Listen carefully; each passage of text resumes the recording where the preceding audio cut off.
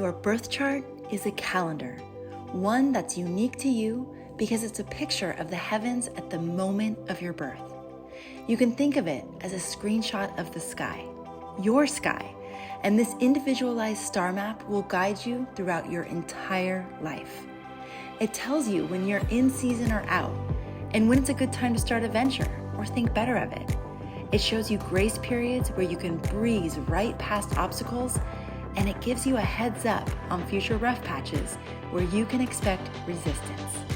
And that was one of my favorite passages from Christopher Renstrom's book, The Cosmic Calendar. The book outlines a way to turn your birth chart into a calendar that's uniquely aligned with your natural flow and personal seasons.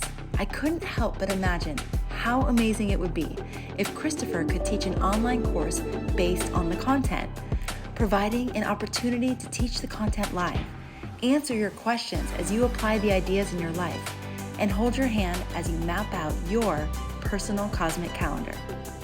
I'm happy to announce that dream has come true, and registration for the Cosmic Calendar online course is now open. No more feeling like you're swimming against the tide as you try to accomplish things before the time is right, or missing windows of opportunity because you weren't ready to take action. Now's the time to experience having the full support of the universe behind you. Enrollment is now open. Class begins in March, and you can go to astrologyhub.com/cosmic calendar to reserve your spot today. And Inner Circle members, be sure to check your membership portal for your discount code. Again, that's astrologyhub.com/cosmic calendar. We can't wait to see you in class.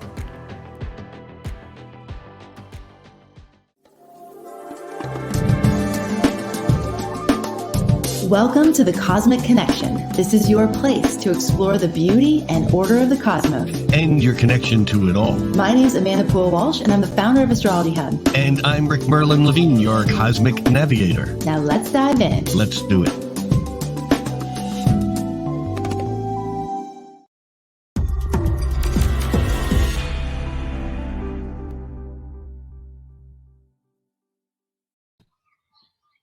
Well, welcome everybody. It's so great to be here for the Cosmic Connection with Rick Levine and with all of you. Thank you so much for tuning in.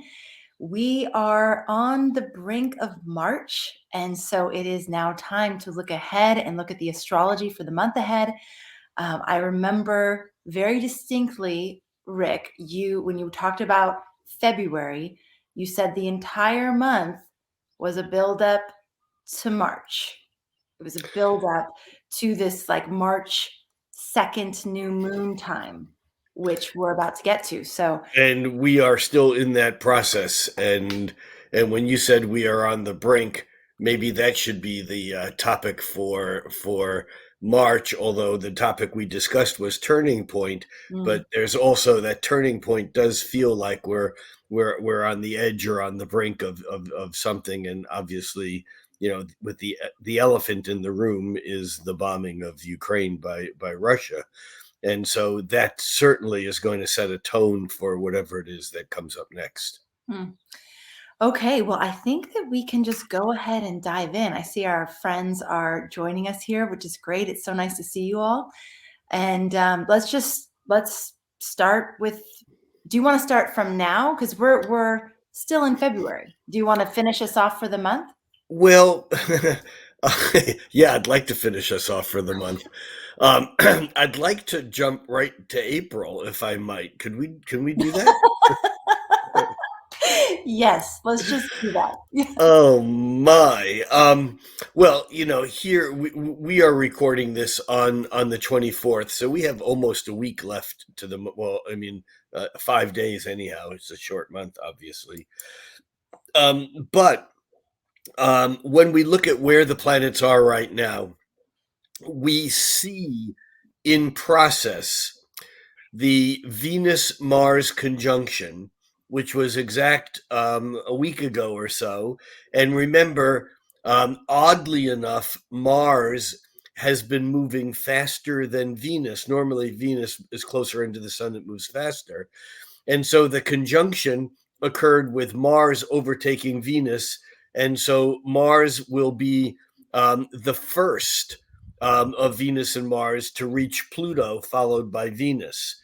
And so right now, when we look at the chart for Thursday, February 24th, we see that Pluto is at 27, a little bit more than 27 and a half degrees of Capricorn, with Mars at almost 23 degrees heading toward it, with Venus at 22 and a half degrees roughly moving toward it. And so we have Venus now speeding up, and Venus is going to catch up with Mars so that we have this second Venus-Mars conjunction on March 5th, just a couple, 3 days after the Pisces new moon. So here's what we have building. We have Venus, Mars, and Pluto coming into a triple conjunction, kapow. And we've talked a bit about that, and we'll talk a bit more about that when we look at the new moon chart. We have Mercury at 11 degrees of Aquarius, heading toward Saturn at 18 degrees of Aquarius. And because Mercury is moving so quickly right now, Mercury makes a lot of aspects. We're going to feel like March. I was going to say we're going to feel like Mars. We're going to feel like March is noisy compared to the past few months because Mercury, the planet of communication, of noise, is moving rather quickly. But Mercury will catch up to Saturn also on March 2nd, the day of the new moon. And then we have the moon right now moving through Sagittarius. It'll go through Capricorn on February 25th, 26th, and it will line up with the planets in Capricorn, the Venus, Mars, and Pluto. And then the moon will move into Aquarius, and it will line up with Mercury and Saturn. And then the moon will move into Pisces, and on March 2nd, the moon will catch up to the sun, and they will both be very close, within striking distance to Jupiter. In fact, the sun lines up with Jupiter on March 5th. And so, as quiet as February should have been, and yet building towards this crescendo, it seems like in a true Martian manner. I say Martian because Mars is in the mix right now, conjoining Venus and just kind of being part of the whole situation. True to Mars being in the mix, I think this buildup to the beginning of March is just coming a bit premature. And so, even though we're talking about February still, the stuff that is happening now is kind of energetically March, even though we have another few days left of February. And I think it will take until the new moon for us to really understand what's going on, even though you can look at the news and see what's going on. The fact is that as of today, Thursday, February 24th, Russia is bombing the heck out of Ukraine. They say they're bombing military targets specifically, but we know, we've been on that side of that story too. Bombs are bombs. They don't always go and only land where we think they're supposed to. So, yeah. Rick, is there anything in the astrology that is helping us understand how, if we're at a turning point and or on the brink of something, is there anything in the astrology that's helping us understand how long of a time period this is? Yes and no. Even though these events seem separate from the events of 2012 to 2015, the Uranus-Pluto square, even though these events seem separate from the Saturn conjuncting Pluto and then the Saturn squaring Uranus, 2020, 2021, we're still in that flow of events. And it's a total shift for many of us, because our thinking has been so distracted and so aimed at domestic, at least in the United States, at domestic affairs and politics and shenanigans and so on. We've been so distracted by the pandemic and the news coverage of the pandemic and so on. And so I'm not sure that this is all out of character. There's something about this that's happening as part of that larger process. And on one level, the Saturn Uranus square, which, as we know, defined much of 2021, is still hanging out and comes back almost by this fall, by September, October, and then election day in the United States, November.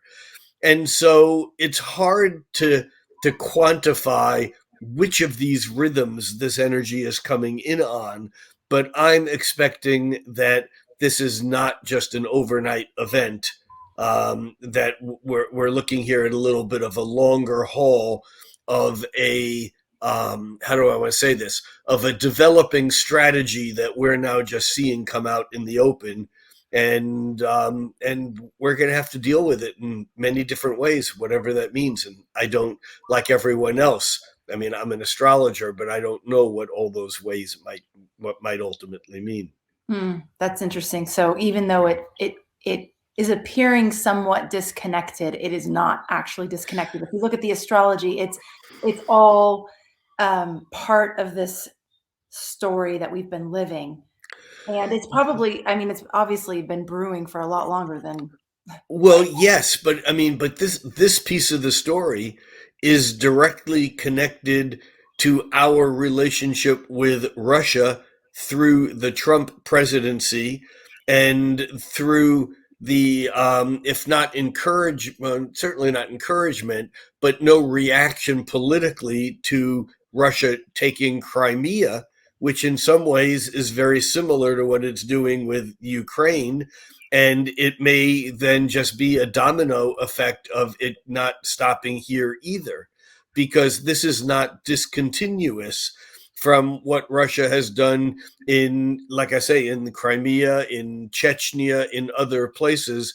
And I'm not in any way trying to pass myself off as as an expert in modern politics. I mean, I know as much as other people who read the news, which may be nothing, but that's where my perspective comes from.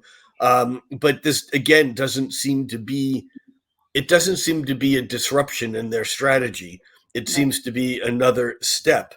And looking at Putin's chart, I think Putin is in a place of strength these days, or at least I think he feels rather strong. And I know we're theoretically talking about the month of March, but the fact of the matter is that as Saturn moves through Aquarius right now, today, this week, yesterday, today, tomorrow, transiting Saturn right now is conjoining. Transiting Saturn right now on February 24th is at 18 degrees and 19 minutes of Aquarius. Well, Vladimir Putin's North Node is at 18 degrees and 37 minutes of Aquarius. So we have Saturn that is actually so close and will actually go exactly over that point in 3-4 days, actually, right around March 1st, which is close enough to the big date, the big kahuna, which is the Pisces new moon on March 2nd. So on one hand, we have transiting Saturn lining up with Putin's North Node, which probably makes him feel like he's doing this. This is his destiny. His destiny is to put Russia back into the power place that it held when there was the union of Soviet countries, but now under the banner of Russia.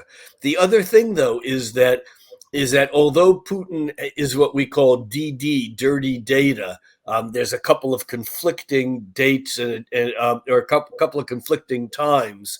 The most common, his birth chart, we have a couple different times. We're not sure. Right. Yeah. Right. And although the one that I think is most often used is October 7th, 1952 at 9:30 a.m. In Petrograd, Russia. Now, the things that I'm going to discuss, though, will not be affected by whether he was born at 6:30 in the morning or at 4 in the afternoon. It doesn't matter. Mm. The fact of the matter is that he has 4 planets in Libra. He is quite a strategic player, Libra, and somewhat of a diplomat to be contended with. Mm-hmm. But he has the Sun conjunct Saturn, which makes him oh so serious, conjunct Neptune, which makes him able to be rather disarming and deceiving at times. He has the Sun conjunct Saturn, conjunct Neptune, conjunct Mercury, all in air sign Libra. And right now, Saturn is moving through Aquarius and has gone over his Sun and gone over the trine point, because his north node is trine his Libra planets. So transiting Saturn is trining his Libra planets, which often, when we get a transiting trine from Saturn, we often feel like things are flowing in a way that's working for us.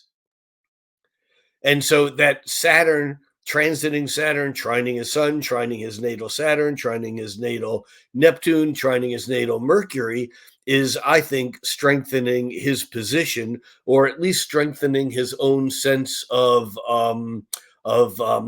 self-awareness, his own confidence. I think his confidence level is rather high. Whether it ultimately will have steered him in a right direction or not, only history or current events will let us know that, will tell that.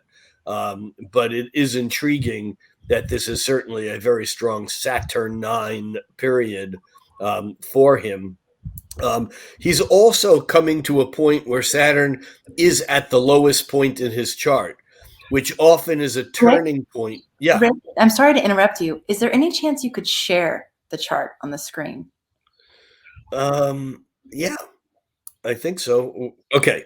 So I don't want to get lost in this because I mean, and therefore not do the rest of March. However, you can see here that regardless of what time of day he was born, and this is for 9:30 a.m., you can see the Sun, Saturn, Neptune, and Mercury all clustered for within 10 degrees of Libra. So your cursor is not circling what we're seeing. I see where Oh, everything's clustered, but your cursor was circling something different. Yeah. well, then I'm not going to move my cursor. We can see the Sun at 13 degrees Libra, 55 minutes. And we can see the Sun followed by Saturn, by Neptune, and by Mercury with a 3-degree Scorpio rising. Now, we can also see at the very bottom of the chart the North Node. And his North Node is very close to the IC, to the very bottom of the chart. The South Node is at the top of the chart, and also he has Pluto at the top of the chart. Mm. So what this means is that Pluto is the domineering power. This is the Pluto is the lord of the hell realms, and with Pluto at the very top of the chart, this is indicative of someone who knows how to work the masses, knows how to work the system. And you can see that all the planets in Libra are harmonized or sextile, rather, his south node, his midheaven, and his Pluto. Now, I do not have aspects drawn into the north node, but there would be another blue line that would connect his Sun, Saturn, Neptune, and Mercury down to the bottom of his chart to where that north node is, which is like future destiny. And if we were to put Saturn where Saturn is today in the sky, Saturn is today at 18 degrees of Aquarius, lined up with his north node. and also trine or harmonized with his Sun, Saturn, Neptune, and Mercury.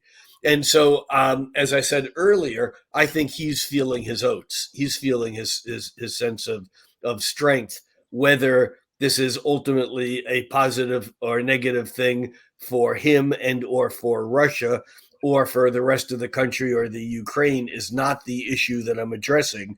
I'm just saying that he right now is kind of fulfilling his vision of his own destiny. Wow.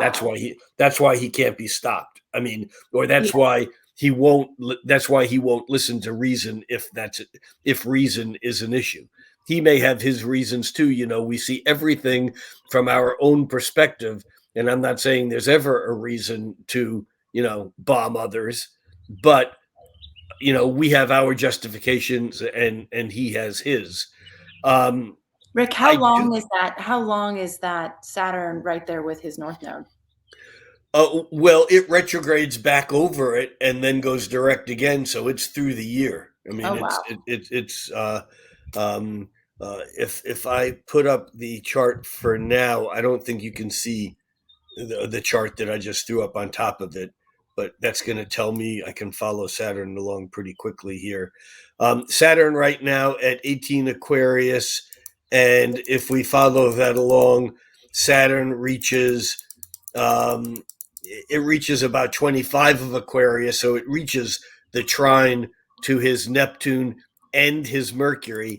Then it turns retrograde, and it retrogrades all the way back to 18, where it is now. It retrogrades all the way back to his north node, and it does that by October 31st, and then it goes direct, and it doesn't clear the trines to his planets until more like December of this year. So Wow. that doesn't necessarily mean that this war will continue till then, but it also doesn't mean that he will stop here and that he has his eyes set somewhere else and somewhere else and somewhere else. We don't know. I don't know. I mean, Right. the Rick, political experts don't know. right. If you were reading anybody's chart and you saw Saturn coming to the north node and making 3 passes, and so this is the first pass, is what I'm hearing. Yes. You would interpret that as a destiny moment? Well, yeah, the North Node is kind of like that's right. It has something to do with the purpose. It's the trajectory of the soul, and so there is something here about that. But there's something else also, and that is when we follow Saturn through the quadrants. Quadrant 1 is houses 1, 2, 3, um, and into quadrant 2, which is houses 4, 5, and 6. Right now, the Saturn in the sky is moving from Putin's quadrant 1 at the bottom of his chart into quadrant 2. It's coming around the lowest point in the chart. Mm. And often this is a sort of a dark night of the soul, but it's also the beginning of a long-term trajectory. Now, I would contend from an astrological perspective, it's too early to read what that trajectory is. Hmm. I remember President Nixon's chart. When Saturn was at the bottom of his chart, he didn't have the nodes there. But when Saturn was at the very bottom of his chart, he ran for office as a congressman in Whittier, California, and they were involved in some election fixing then. And 14 years later, when Saturn reached his midheaven, he had to resign from president of the United States. Wow, interesting. So we're talking Saturn is long-term cycles, but there is something here that is in Putin's life. There's a change. It's almost like as Saturn went through that first quadrant for the past 6, 7, 8 years, this has been a time when Putin has been laying lower than normal, even though we don't necessarily see it that way. It's almost like he's ready to come out of hiding and to make his mark. that may or may not work out well for him. I can't. I don't have the ability to judge that. Okay, so I know we're on the March forecast. I hope this is helpful for you all. And obviously, the storyline that is affecting March is important for us to look at, especially from an astrological perspective. Absolutely. Did you want to show us Biden's chart to see any sort of contrast or any sort of additional clues into the story that's unfolding? Yeah, with Biden, at least we have accurate data. Can you see Biden's chart Yeah. now? Is that showing? Mm-hmm. Mm-hmm. Okay, so with Biden's chart, interestingly enough, like Putin, Biden has a stellium. Putin has it in Libra. Biden has it in Scorpio. Wow. We're looking here, someone who wields more power than is shown. I know there's a lot of people that look at Biden Sagittarius rising and kind of want to pass him off as a as a senile old guy who's just standing in the spot of presidency. I'm not making a judgment one way or another. I'm just saying there are a lot of people who feel that way. However, when you look at his chart, he's got this Mars, Mercury, Sun, and Venus, all in Scorpio and all tightly trine to Jupiter, which gives him the ability to wield that. Now, does that mean he will be successful or powerful here? I don't know. I don't have a clue. I do know, however, that when we look at Biden's chart, it doesn't have the the idea that Saturn is building stability in Putin's chart. At the same time, Saturn moving through Aquarius is basically causing stress because Aquarius is 90 degrees to Scorpio. So as Saturn moves through Aquarius, that will be squaring or has been squaring his Mars, his Mercury, his Sun, and Venus, and that will be with us for a while. And I think that partly describes how Biden's public perception has been so difficult for him with that Saturn square. And so where does that go from here? I don't know, but that's the thing that jumps out at me. The other piece, though, is that as Uranus is moving through Taurus, Biden is getting some of that also. He has an early Taurus moon, and that for him would have been striking back about 3 or 4 years ago, but now with Uranus. Uranus right now in the sky is at 15 degrees of Taurus, which means that Uranus has been going back and forth over his Mars, and will eventually go over the opposition to his planets. So, just from a quick and dirty look at the two of them, and again, although Putin might be Russia, there's a lot of Russia that is not Putin. And Biden certainly isn't the United States. But the leaders' charts often are reflective of something. And we can just see at this moment in time that Putin's chart is a lot more stabilized and steady than Biden's chart, which may or may not mean anything. Wow. Okay, Don is saying, why not check President Zelenskyy? Do we have the ability to? I don't have that data right in front of me. I do have the data, but Okay. let me just see here. I might be able to grab that real quickly. And Teal wants to know where Aries is in the charts. I don't know if you. yeah, hold on.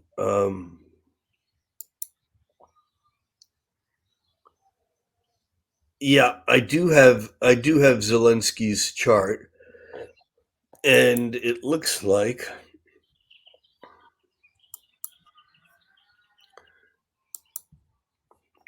Yeah, here is Zelensky's chart. This is a 0 degree rising because we do not have a time. This is just run for noon in Kiev, Ukraine.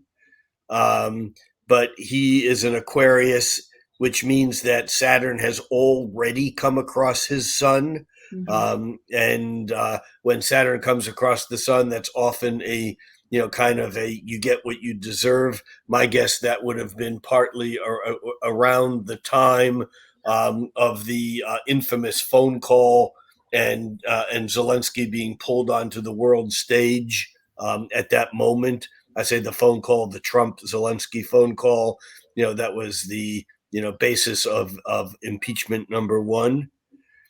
But looking at his chart, he's got Mercury in Capricorn. All the Capricorn planets are past that. He does have Saturn. Oh, okay. So he is actually coming up to a Saturn opposition. He's a young guy. I mean, he was born 1978. That's the year I was born. Yeah. And well, you're a young gal. Well, we're just Um, days apart, 6 days apart. yep. Yep. How'd you like to run his country for a while? No, thank you. But the fact is that Saturn has in the sky been opposite his moon. And so that, well, we don't know the exact degree, but we know that the moon is in Leo, 6 degrees or so plus or minus. So the moon is somewhere between 10 degrees and 22 degrees of Leo, which is where Saturn in the sky has been and is. So that often is a feeling like home is not home. It's certainly highly stressful. And Yeah, I mean, you look at this chart and it's almost like there was more stress on this chart, a couple of years ago than now. But that Saturn opposing the moon and Saturn coming up to opposing Saturn certainly is there. And what In about fact, Pluto? Wouldn't Pluto be kind of coming in orb too? well, Pluto. Remember, Not Pluto really. is already past. It's Pluto is past his Mercury because Right. Pluto's at 27, Mhm. and it won't be until about 2027, 2027 when Pluto reaches 5 degrees of Aquarius. Ah, So yeah. he's in between those. Although Mars is right there at the 0 degree point, so the transiting Pluto will oppose his natal Mars as it goes into Aquarius, which is beginning next year and the year after. But I don't see the level. I mean, again, the danger of this is I've not spent time really sitting with this chart. I'm just looking at it and shooting from the hip, which I'm pretty good at. But I don't see the level of intensity in his chart as much right now, which is not what we would expect. But again, what it says is that Zelensky, to me, it says that Zelensky isn't the Ukraine. And it's not like he's having fun. Saturn opposing the moon sucks. I mean, it often feels like we're estranged or like we don't have room to breathe or be ourselves. Something's got to change. It often is very, very emotionally restrictive. But if you put these three charts together, and I'm not doing synastry or comparison here, but if you put these three charts in a row, Trump is the one who has the chart that has the most support from the cosmos right now. Wait, At do you least mean Putin? I'm You sorry. just What said did I Trump. say? You Who said did Trump. I say? You Yeah, said Trump, but you meant Putin. I So meant Putin. That if you put Zelensky's, Putin's, and Biden's charts in a row, that I would stand by my perception that Putin's chart is the one that's being supported right now cosmically more than the others. wow. And would you also say that Biden's looks the most stressed? Well, Biden's looks the most stressed, but we have to be careful here because remember, astrologically, the most stressed chart is the one that actually can swing into action and do the most. Just because a chart is smooth, that makes us overconfident and lazy sometimes. Right. I mean, which makes me say, I don't know. This is not about predicting an outcome. Right. It's just looking at this from an astrological point of view, which is something that I do. It's that we do. Yes. Yeah. All right. So, Rick, thank you for this. This has been a little bit of a detour, but not really. All right. So I'm going, if I can March. figure out how to do this, I'm going to stop screen share. You already have.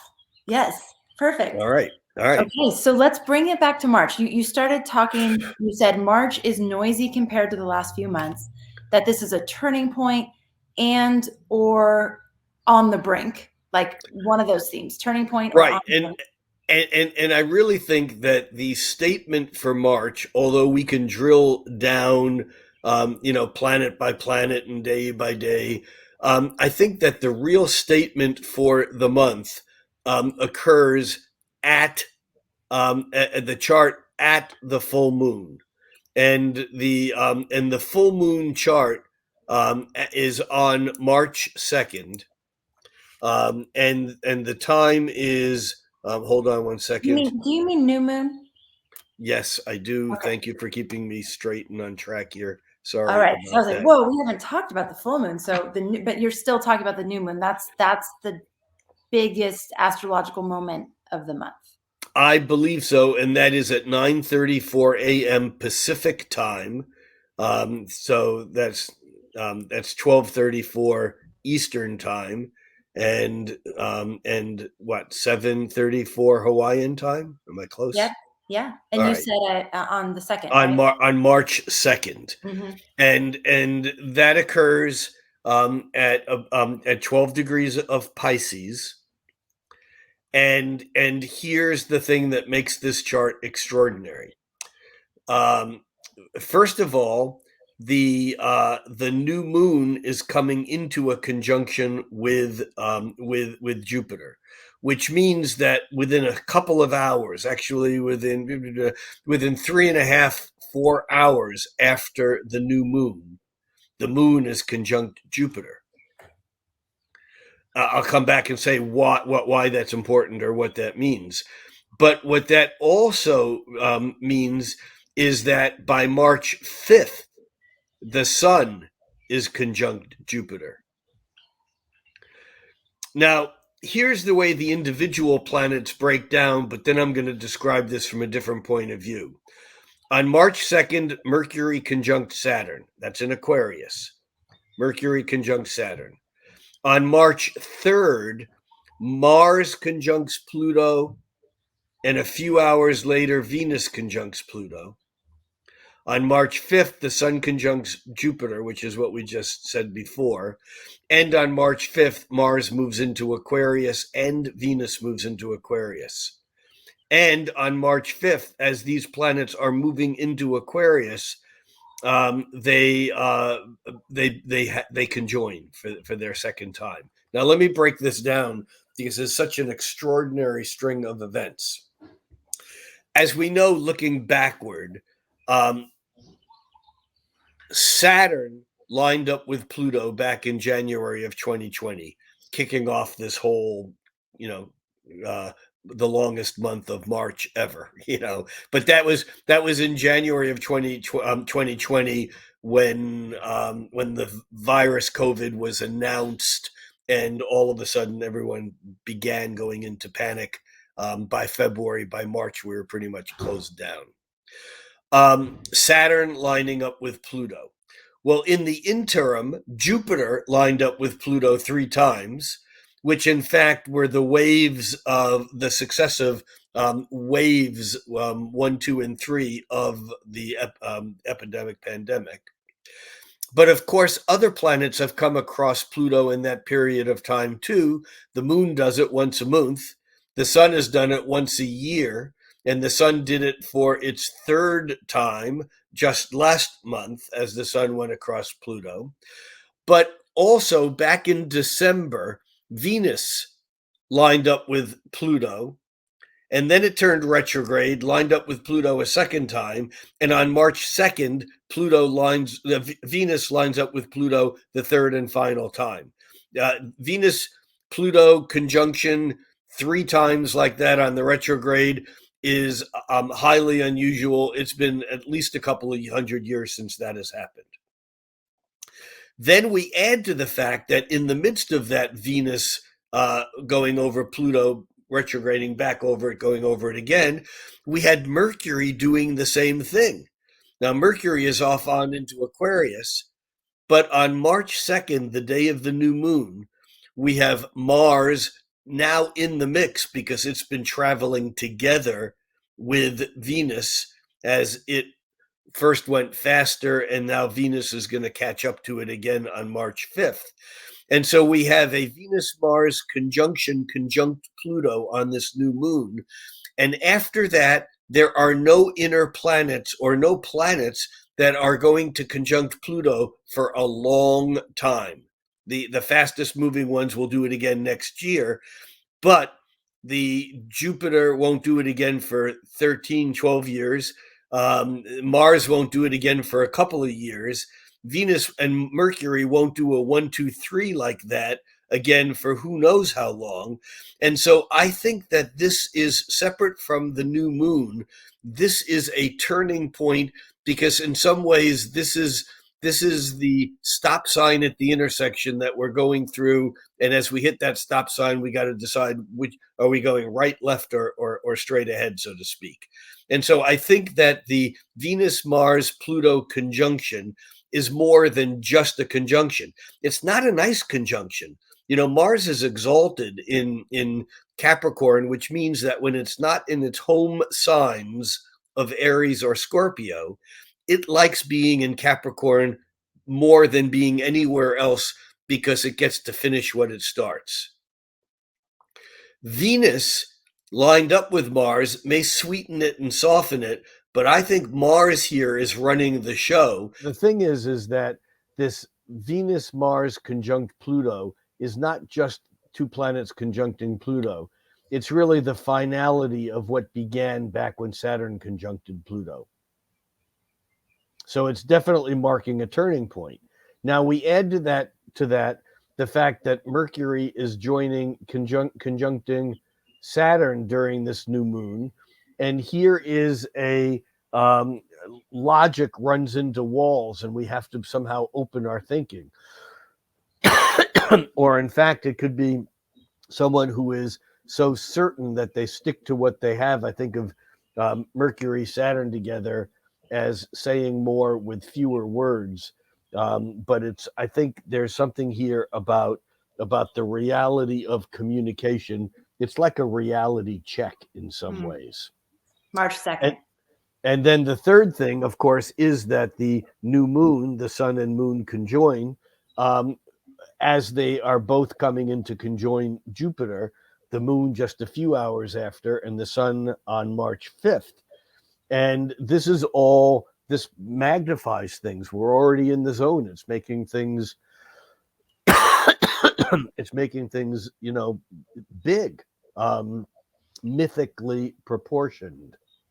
And I think that that's significant. And I also think that then it's significant on the 5th that the Venus-Mars conjunction occur just within 24 hours. I mean, actually within less than that, within a couple of hours, within an hour of both Venus and Mars moving from Capricorn into Aquarius, and then they conjoin, and it's just another new territory, new game, new place. It's like, again, a turning point, which is why I think this event is so important. Okay, so that takes us through the 5th. And this big, like, coagulation of energy happening around this time period in the beginning of the month. What happens after that? Well, there's still a lot going on. As I said earlier, both Venus and Mercury are moving rather quickly now, actually as is Mars. And so it will feel like there's more going on. It's noisier than the past few months. Um, but the next piece that we would want to mention is on March 9th, Mercury moves into Pisces. Mercury, which has moved through Aquarius, is moving very quickly now. It moves into Pisces. And in fact, by March 27th, it will be moving into Aries. Mercury's flying now. And remember, it is, when it moves fast, the winged messenger. So Mercury is doing its thing, but as it moves through Pisces, as Mercury moves through Pisces, it's going to make aspects to several planets, including lining up with Jupiter and lining up with Neptune. And remember, Jupiter and Neptune are inching closer and closer together. It doesn't occur in March, but in mid-April, Jupiter catches up with Neptune, and this will be a very formalizing, or let me just say, an important period of time for all of 2022. But when Mercury moves across those two planets, across Jupiter on the 20th, and then across Neptune on the 23rd, before it moves into Aries on the 27th, this is going to give us clues around that Jupiter conjunction to Neptune that occurs next month. The other thing, I mean, there's a number of other things that occur through the month.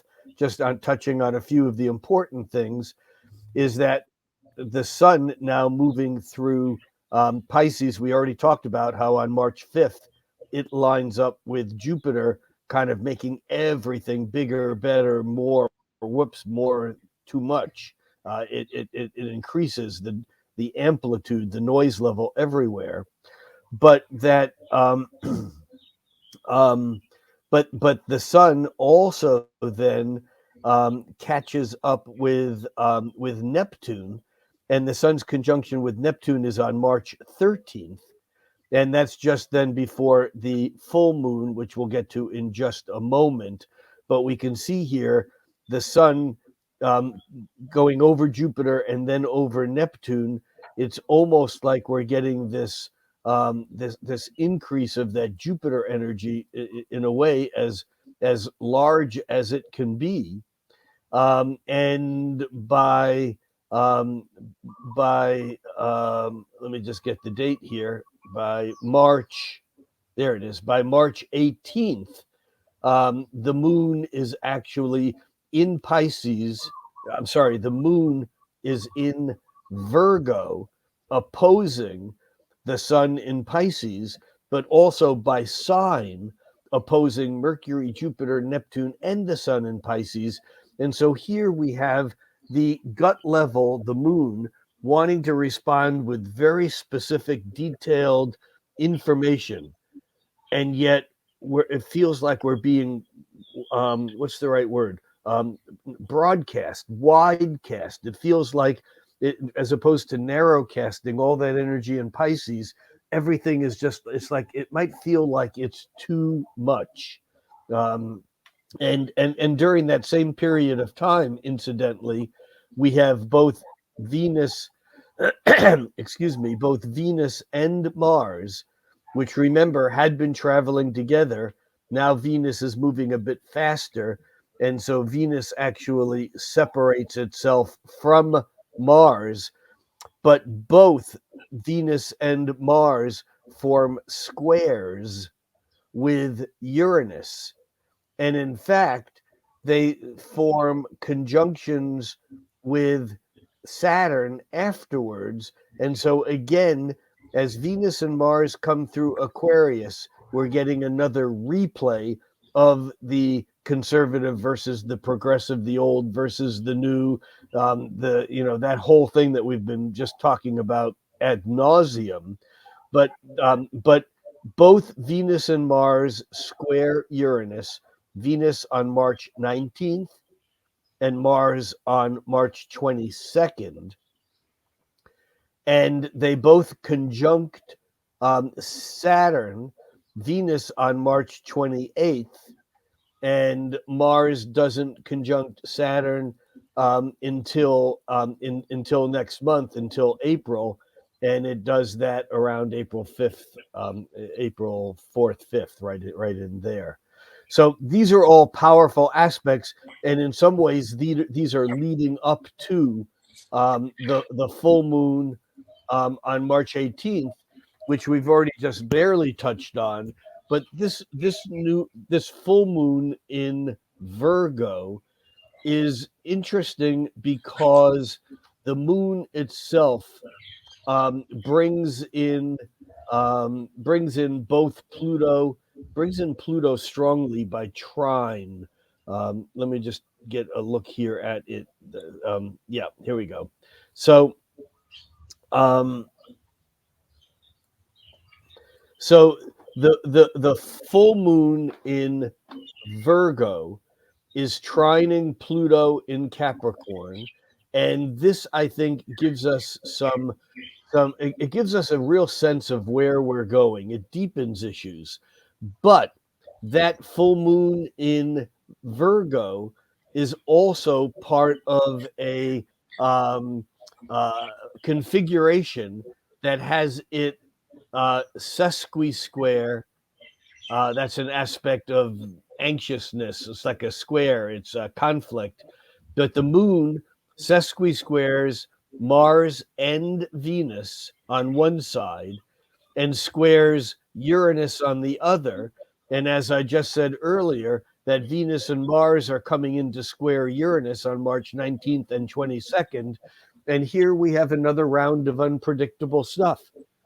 Things are not settled. Things will not be settled yet.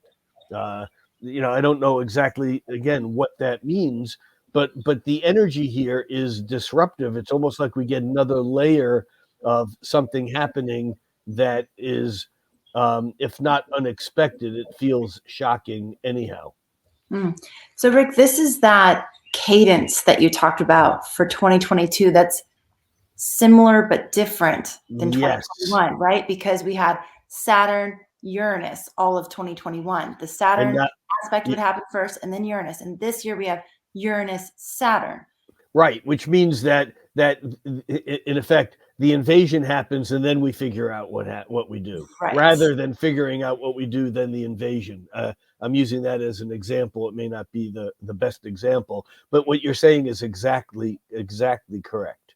Right. So it's the Uranus upheaval happens, and then the way that you talked about it before is then it's like then the energy can ground, or then reality hits. I don't know. Right, or reality hits. Right, either. And by the way, then what happens is that on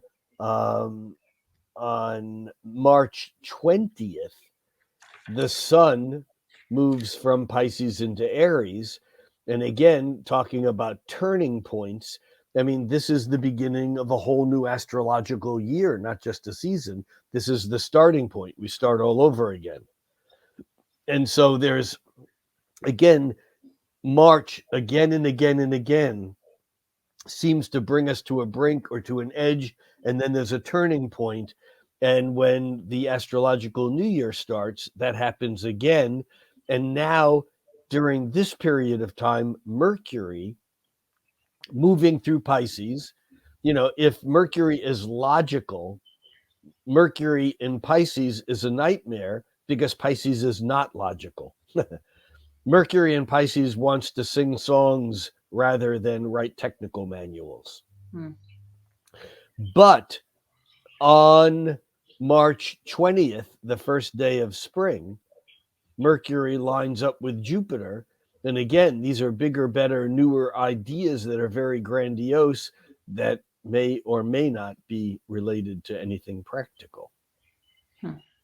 And then the Mercury will actually then catch up to Neptune on the 23rd. And so again, here we get a few days that are like foreshadowing what April may show when Jupiter and Neptune align, because Mercury aligns first with Jupiter on the 20th and then with Neptune on the 23rd. By the way, then on the 27th, Mercury moves out of Pisces into Aries, again, kind of reaffirming the turning point where a new territory, something new is happening. And by March 28th, Venus, which had already squared Uranus, is now conjoining Saturn. So this is now the other shoe dropping. And then we end the month, or some people might say we begin April, but if we're just looking at where I live and where you live, we end the month with another new moon that is actually Seattle time, 11:24 p.m. on March 31st.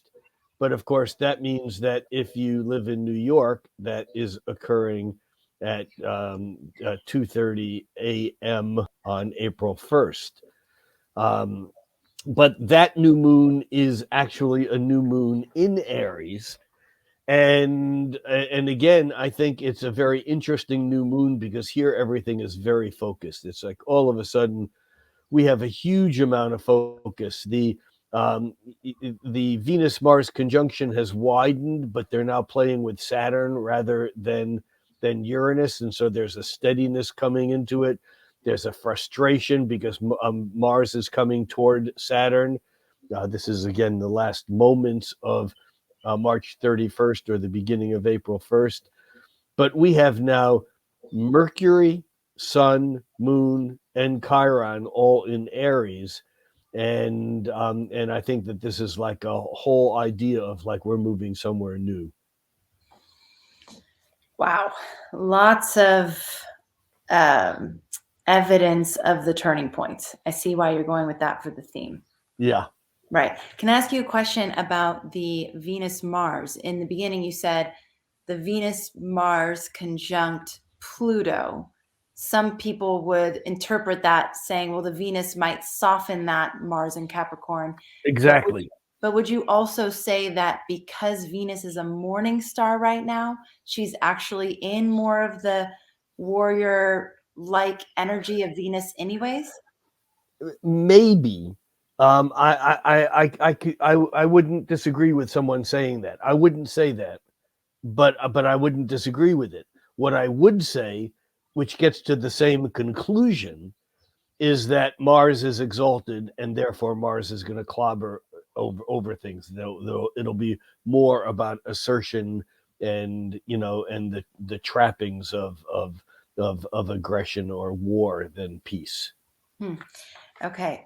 Anything for there's a few Canadians in the chat, and I know that there's been a lot going on in Canada. Is there anything for Canada we can look at specifically like we just did for the US and for Russia? Well, I think all of the issues, I think the issues are all the same issues. Meaning that it's still an issue of personal freedom versus government control, Uranus versus Saturn. It's still, in some ways, conservative versus progressive, restraint versus expression versus restraint, old versus new. And again, as I've said now for over a year, the sides on these actually flip. We have to be careful thinking that we know which is Saturn and which is Uranus, because Uranus turns into Saturn and Saturn turns into Uranus in these things, but still there's the same energy that is at play. And this is the energy I think that is coming to a highlight or an expression now. All the things that we talked about the new moon, thinking about, Putin, all those same things can be looked at from a standpoint of a January 6th insurrection investigation.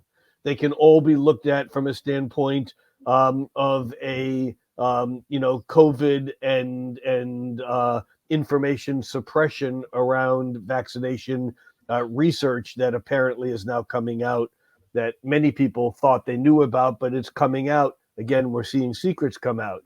In Canada, it's the same thing. We have to be careful about pigeonholing which side someone is on by what particular action they take, because we want to then quickly lump them with all these other things that may or may not be part of what their personal ideology or philosophy is. That's the danger that I mean, I keep coming back to that.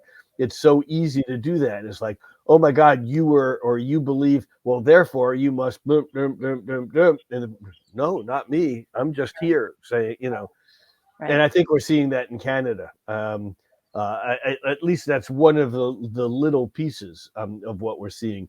Again, it makes it difficult because people get stirred up and involved with other people who have other issues, and it complicates whatever the issue is that was the original intent of that expression, protest, march, whatever. Mm-hmm. We also have the trucker convoy starting in the United States and ending in Washington, D.C. around this same new moon time, which is a little concerning on all levels as well. I mean, yeah, so a lot definitely brewing and coming to a boiling point. Mm-hmm. And it sounds like this boiling point, although it's part of the larger context of what we've been living since 2020, if not 2012, then it's almost like a new chapter in it. It's definitely a turning point in a different level of the story that we're all experiencing. Yeah. And it sounds like all of March is relatively intense. There isn't really much. Unlike February, where we had, even though there was intensity brewing, we kind of had periods of time where there was just not a lot going on. Right. Astrologically. Right. And that doesn't seem to be the case in March at all. Yeah. Okay.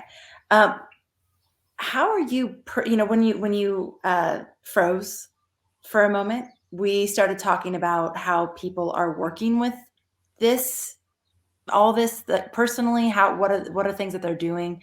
Mm-hmm. Some people are saying they feel hopeless or helpless. And so I'm just wondering what you personally, like your perspective personally, and how you handle this intensity, especially knowing the astrology. I mean, in some ways the astrology is helpful, and in some ways it also helps us understand the gravity of what's happening. I think the Pluto return for the United States is, and I know we have some debate about whether or not it's right now. It sure seems like right now, but I know we're debating that.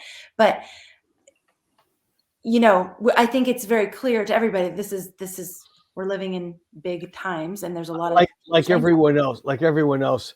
I think I'm too weary to overreact. There's just this sense of like, okay, enough's enough, but I don't think it's going to be, again, people always ask me, when's it over? I don't see it being over. We've entered into a new dynamic, a new relationship. It's how do we learn to live with it? How do we find ways to relax, whether it's walking in nature. I took a good several mile walk yesterday on the beach, by the ocean. That's, I don't have that luxury. I can walk along the river by my house, which I do. But not everyone has the luxury of getting outside. And of course, if you live in the Ukraine, you're probably with your pets and your kids bundled up in the subway somewhere, hoping a bomb doesn't drop on you. So it's very different for different people in different areas.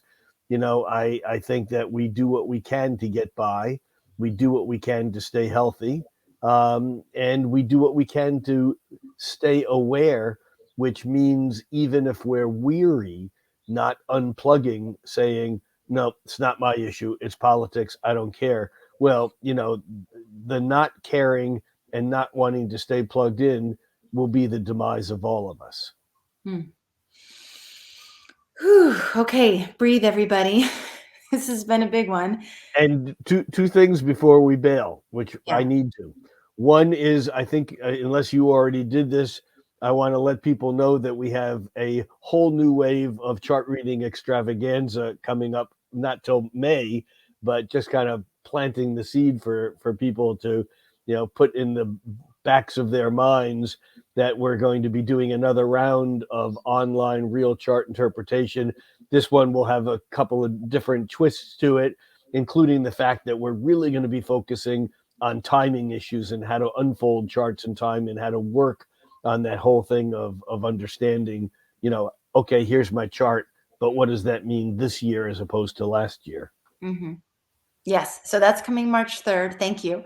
No, that's no, March 3rd. Oh my God. Sorry. That's the new moon, and that's March 2nd. But that's coming in May. That's right. coming in May, and we don't have a wait list open. We don't have registration open, but just letting people know. Yeah. Just letting you know. It's also, so the first chart reading extravaganza was really focused on the birth chart. And like you said, this one's going to be more on transits and timing and progressions and things like that. Right. If you haven't taken astrology foundations yet, this would be a great time to do that. So you can go to astrologyhub.com/foundations and check that course out. That's with Rick. That's a level 1.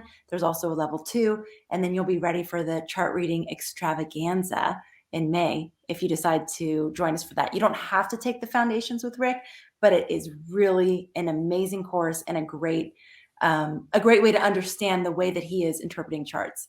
So you'll be able to follow along better. And then the second thing, if you haven't already done this and you want to get my daily planet pulse, Instagram or Facebook. Facebook is facebook.com/Rick Levine Astrologer. Instagram is Rick Levine Astrologer. And it's a daily little blurb, not by sign, but just kind of energetics for what's going on day by day. And there's so much happening these days. It's so good. I love it. And he did, I love your cosmic quickies too. Those little like impromptu videos that he does. They're so great. Okay. And then the third thing is that Christopher Renstrom's cosmic calendar course starts next week. So if you haven't checked that out, please go to astrologyhub.com/cosmic calendar.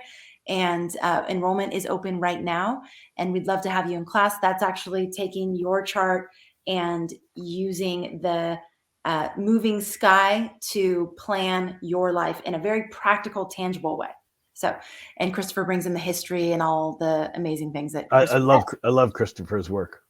I mean, is it possible to not love Christopher? I mean, he's so delightful. So yes, check that out, astrologyhub.com/cosmic calendar. And just huge astrology hugs to all of you. Anne Ortley coined that term, and I love it so much. And that's what astrology does so much of the time. It's just like, okay, here's what's happening. And, we all have choices for how we want to work with the energies as they come. And in some ways it's just, we're in it. I mean, we're in this cosmic soup together. So thank you everybody for being here. Rick, thank you for that incredible download that you just gave us and going through the charts and everything. That is really helpful to help us understand what's going on.